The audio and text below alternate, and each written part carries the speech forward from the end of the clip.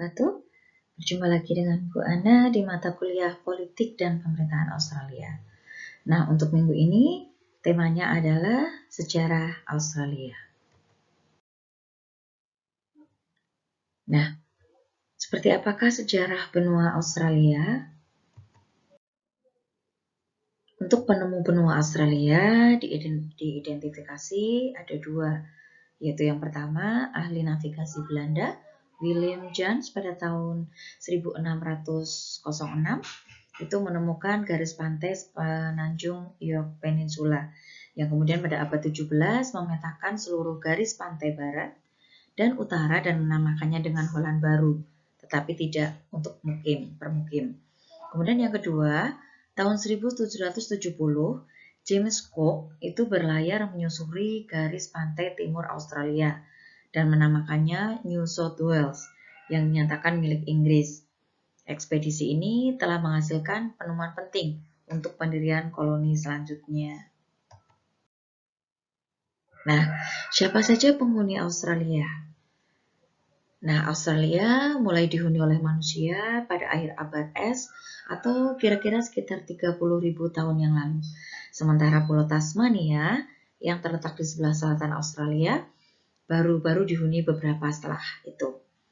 Nah, hal ini karena masih adanya pegunungan-pegunungan es yang memisahkan Australia dengan Tasmania, sehingga ekspansi manusia ke pulau tersebut terhalang. Nah, yang pertama, manusia penghuni Australia dikenal dengan suku aborigin yang masih menggunakan alat-alat dari batu untuk mencari dan mengolah makanan. Jumlah mereka pada awalnya masih sangat sedikit, sekitar 300.000 orang, sementara di Tasmania sekitar 7.000 orang. Ada peradaban batu sebagai peradaban pertama. Nah, setelah berakhirnya Perang Napoleon, Inggris dilanda resesi perekonomian, harga barang serba mahal dan banyak orang kelaparan, sehingga mengakibatkan angka kriminalitas dan prostitusi amat tinggi. Pemerintah sampai kesulitan menangani para narapidana. Untuk mengatasinya, maka pemerintah mengirim mereka ke koloni-koloni Inggris yang baru, termasuk ke benua Australia yang baru ditemukan tadi. Nah, untuk sejarah pemerintahan, jadi pada tahun 1786, Lord Sydney akhirnya memutuskan untuk mengirimkan para narapidana ke Australia. Untuk pertama kalinya akan dikirim 750 narapidana yang dilengkapi dengan segala keperluan pertanian untuk kehidupan barunya di Australia. Kemudian Inggris menunjuk Arthur Phillip sebagai gubernur pertama di Botany Bay, New South Wales. Koloni utama Inggris di New South Wales diawali dengan dibuatnya pemukiman di Pelabuhan Jackson oleh Kapten Arthur Phillip pada 26 Januari 1788, yang akhirnya kemudian tanggal ini menjadi Hari Australia. Selanjutnya terbentuk koloni Tasmania, Queensland, Australia Barat, Australia Selatan, dan Victoria.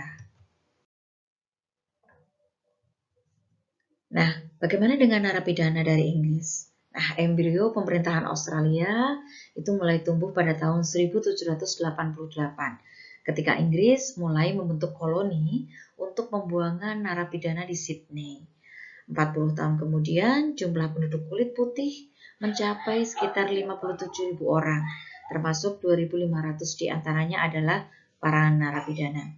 Sementara itu, dalam periode yang sama, jumlah penduduk asli aborigin menyusut hingga 25%. Nah, penyusutan ini terjadi karena adanya penyakit, peperangan yang terjadi dengan pendatang kulit putih. Nah, terkait koloni-koloni di Australia.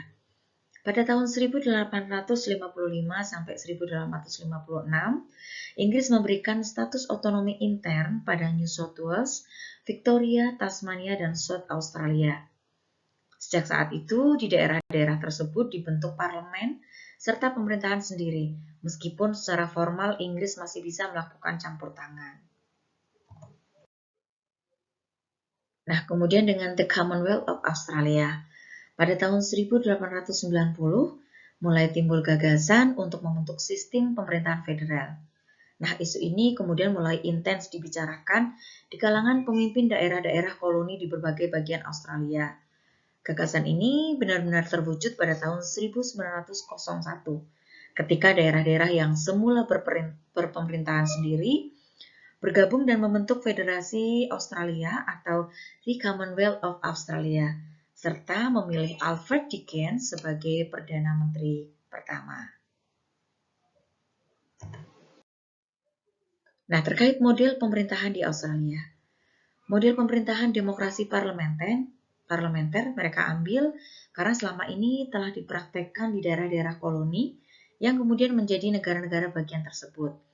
Tapi sistem di Inggris tersebut tidak bisa mereka ambil secara penuh karena Inggris adalah negara kesatuan. Sementara Australia kini berbentuk federal yang embrionya tadi dari koloni-koloni itu. Nah, karena itu mereka merasa perlu untuk menggabungkannya dengan sistem di Amerika Serikat yang tentunya sama yaitu dengan sistem federal. Nah, mungkin itu gambaran sejarah benua dan sejarah pemerintahan di Australia. Semoga bermanfaat. Wassalamualaikum warahmatullahi wabarakatuh.